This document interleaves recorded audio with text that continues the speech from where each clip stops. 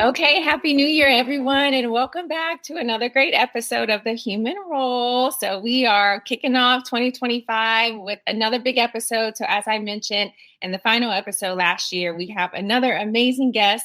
He is a neurodiverse entrepreneur, the founder and CEO of MeSpace. Travis Hollman is here with us today.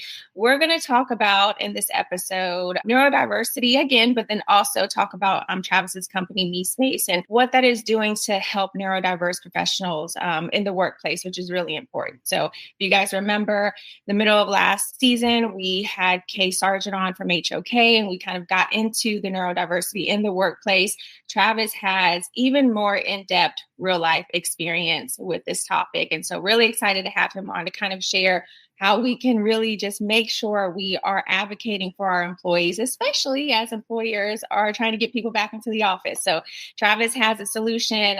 He's well known in the industry. And so thank you so much, Travis, for joining us today. Super excited to have you here as a guest to get into this topic. And we'd love to just have you, have the floor, talk about your background, talk about what led you to finding MeSpace for, my connections that may not be versed or familiar. Name is Travis Hollman. I've got a locker company called Hollman Inc. That's kind of what we do for our main business. I've been dyslexic since I was a kid. Neurodiversity, I still can't spell it. Every time I've typed it so many times on my computer and I've not spelled it correctly once. It's just one of those things. But I've been dyslexic since I was a kid. It's something it's in your brain you don't get over.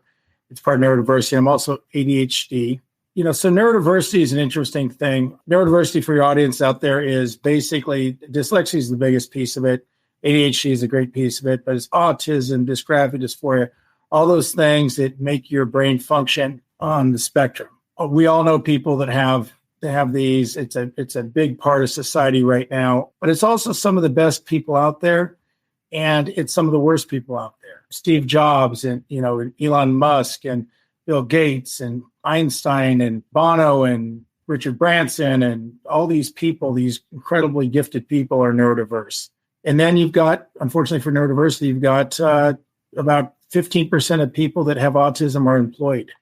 40% of the people on the streets, the homeless people, are neurodiverse. So when I was a kid, growing up neurodiverse, third grade, couldn't read and write, do anything else, went to a private school for 1 year, got told, straight up I was too stupid to be there, flunked third grade. And that's how they handled it back there. I grew up, finally got a good teacher in high school that kind of set me straight, helped me out. But it was always just a struggle to get through everything.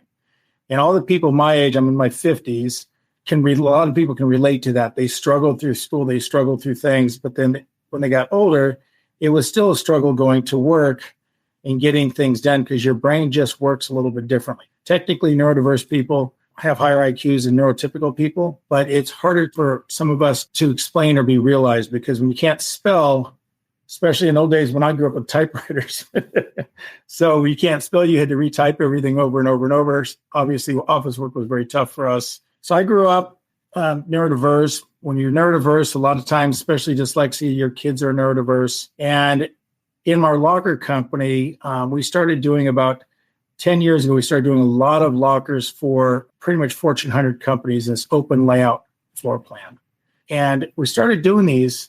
So I started going to these offices, and they're doing these in the workforce turned out to be these big open offices. You've heard open floor plan. And I'm looking at this, and I go in one time, I go into JP Morgan, and they're putting all these people in this building. They took 4,000 people. They put 4,000 people in a 2,000 person building. They had two buildings sitting side by side, and they put these huge, long desks, maybe 30, 40 feet long, computers on both sides, people sitting side by side, down both corridors, 4,000 people worth of computers. And I remember walking in, this is about 5 years ago, and I went, oh my God, I couldn't do this. No one can do this. It's built like me. And at the same time, we were building some really cool lockers for the University of Alabama football, which we designed. I might help design that project. And it was all built to maximize your performance playing football. Everything was around you. You could sleep in the thing. You could do all these really cool things that would help your performance. And I remember thinking, I've got to build a space that maximizes performance for people like me. And we started the journey from there. And it's been quite a journey, but I've learned so much about neurodiverse people and how wonderful they are, but how misunderstood they are. And the numbers are just staggering. 22% of the people in every office are neurodiverse. You might not know that, but those are the numbers. But 53% of Gen Zs are neurodiverse.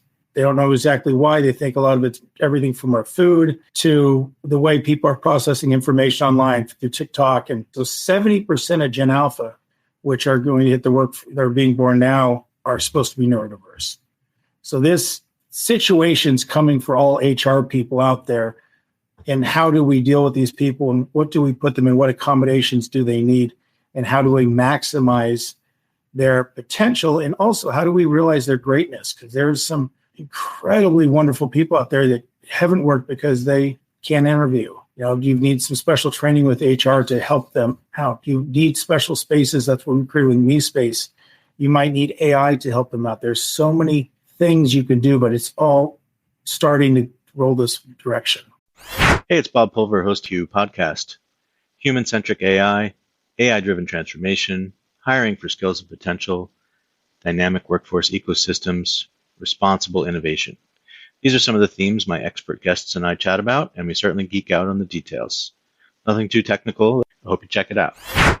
Yeah, so that's great details and explanations on just like understanding in general, neurodiversity. Because for me, for example, I just came across the term a couple of years ago, right? And then that's how I got introduced to K Sargent. And so I want to say, and I've talked about it a lot in past episodes, is that more so, I feel like people are open now to talk about what they're struggling with, right? When I was younger, that wasn't necessarily, the thing to do. Usually just didn't talk. Now there's a lot of talking about it. So it's great to see. But when you're in like an HR stance, you do need to figure out what your population needs. Everyone is so different. And so like even like an open desk format, like if your back is to someone, could potentially be uncomfortable to somebody. And even, for me, sometimes I like the little phone booths now, because I could just go, in my little area and talk if needed. So that helps understand like the background of neurodiversity, why it really is important to populations, to not just the workplace, but society in general, because everyone has their own wants and needs. And then someone may not even know how to communicate that, I guess you can say. They may not know how to properly say what they really need. So it really is on like, even from a workplace stance, to try to figure out each person individually. And I know that is hard with people being at home. A lot of times we don't get that in-person interaction 24/7, but just from, HR out there, I would just say like really reach out to your population and really understand who your people are. If someone is struggling, you don't necessarily have to do a write-up, right? You just need to talk to them to figure out what is going on. And maybe it is just a simple changing of a seat. And maybe it is just something of, hey, look, they need maybe an extra break. They need to go somewhere else, right? Because that helps us understand the population. I will say, though, Travis, okay, I'm glad you helped Alabama, but I'm an Auburn War Eagle. So I just like I was like, okay, here we go. Rivalries here. So. We did Auburn, too. Okay, good. We're usually like the second-hand person out there. So, but that's great to talk about as, we understand neurodiversity. However, let's get into from an employee stance. So any employees out there listening in, if you're nervous about getting back into the office or if you're on a hybrid schedule, they may be wondering how, MeSpace and your designs can even help them, how it can help their productivity, how it can maybe help them be more comfortable in the office. So can you give some details on how, your spaces really help kind of drive that for neurodiverse individuals? What's really interesting is, so we invented this space, and when we did it, it's been a 3-year process. And I didn't even think of the neurodiverse piece of it until I was up. It was only about basically a year ago at Christmas. And already had the space designed, and I'm sitting there, I'm like, and people are just like, what, explain to me. And I'm like, okay, well, I'm really trying to unlock potential in everybody. And they're like, okay, how are you going to do that? I'm explaining. And finally, I'm like, no, I'm really trying to help people that would be scared to death of going to open workspace. If you go now, they're doing these little areas and whatever, but neurodiverse people are a little bit different. So we really focused on autism, because autism is the extreme piece of neurodiverse when it comes to anything from an HR perspective or a spot where they need to feel safe. Anything in the office is about feeling safe. There's 2 types of people in neurodiversity. There's hypersensitive, which means anything around them distracts them. You walk in, all of a sudden it's your first day, and you sit down with 75, 80 people in a room, and you've got your back towards the stairs. People are walking behind you all the time, and you've got all this movement around you. And you can tell these people because there'll always be headphones on because they're trying to get in their space. And you'll see people, I've seen it, where they're putting up little cardboard and they're trying to do all they can to cocoon themselves so they don't get distracted and they can do their work. And it's almost impossible with the current designs. So then what they've done with the other designs, they've gone in and said, okay, here's a little spot where you can go sit for a few minutes or a phone booth. And it's great, but they need this assistance all the time. It's not a, hey, go in a phone booth for 10 minutes, get some work done, and then go back out and sit with the open floor plan. It just doesn't work for them. And the hypersensitive are the extreme on the one side where any movement, any interaction hurts them. Hypo means that they have to have a lot of movement. Those are the people that would be great out in space. But it's a very small percentage of the neurodiverse. And that's for people that have to have all this movement all the time or else they can't work. But the hyper is where most of the focus is. The hypo we've got solved already with the open floor plan. So the hypersensitive people, so we started working on it. They want to be, have their back against the wall is a big thing.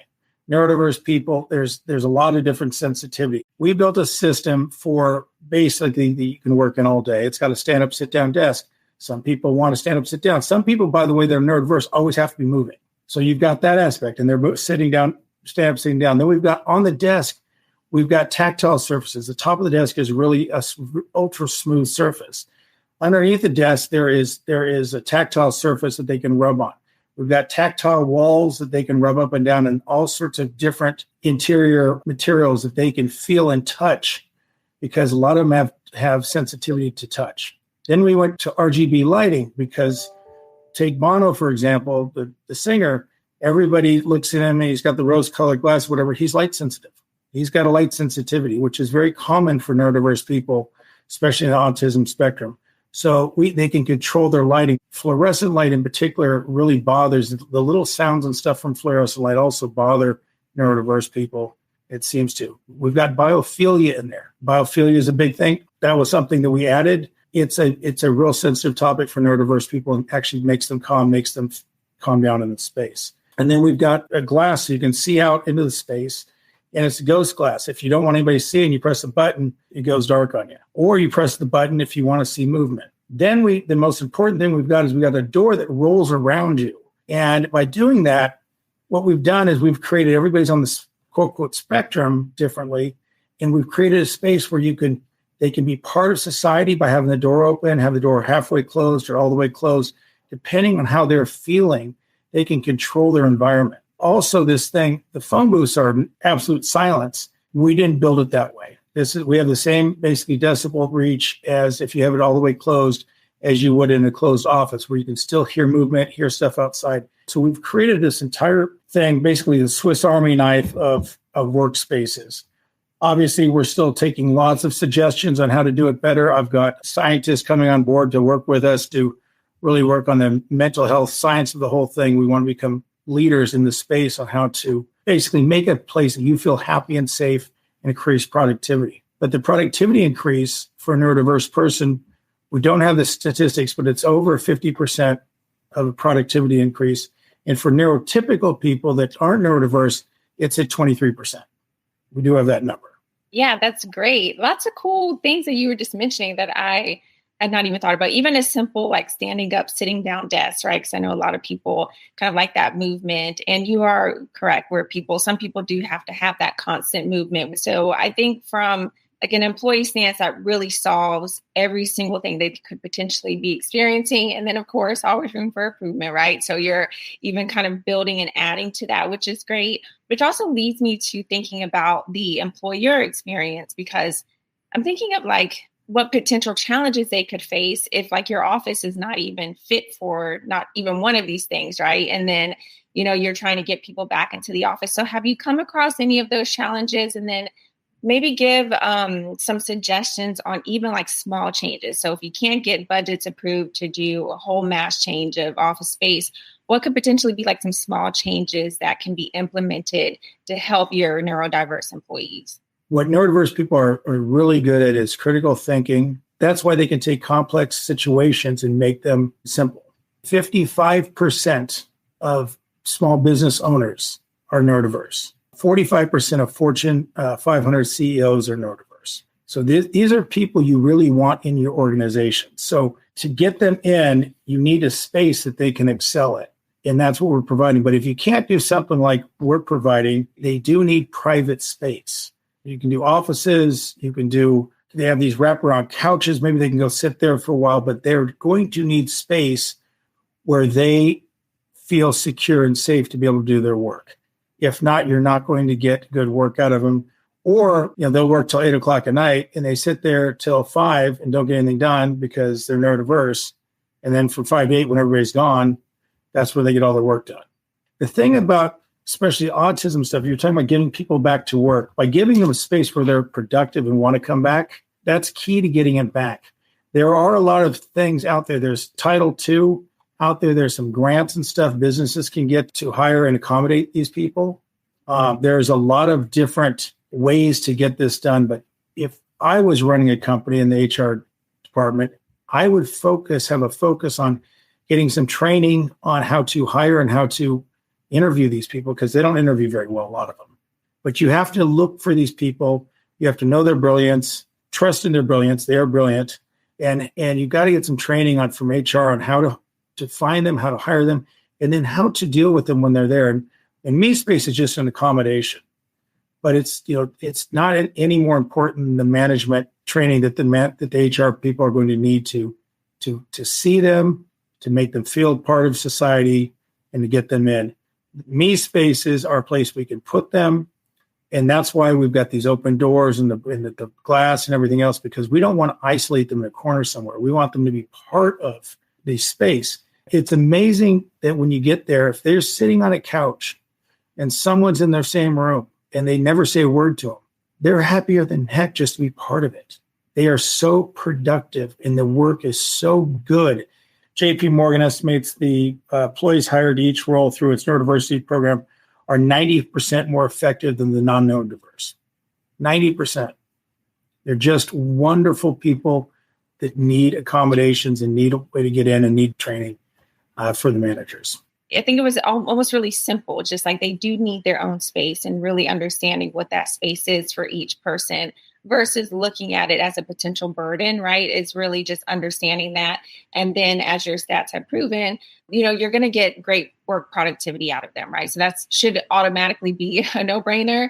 It's just making sure you have the proper accommodations to fit their needs. And then once you get them their accommodations, I'm sure they're fine, right? You're just able to kind of, get through the day and work as normal, right? Just like how in certain offices, other people may prefer to have a standing desk, may prefer to sit down, may prefer to not be in a cubicle, right? It's almost the same thing from like an accommodation stance and that aspect. So really loved everything that you explained and wanted to now kind of take a little bit of a pivot and talk about the book you're going to be featured in with Kay Sargent. She is having a book that is releasing soon. It's Designing Neuro-Inclusive Workplaces. So Travis obviously is the perfect person to be featured for that. But then also really anything additional from MeSpace that you want to kind of just get out there for, everyone in my network that is working for a company, running a company, just because understanding your pods, the different complexities that each one, could have for their employees.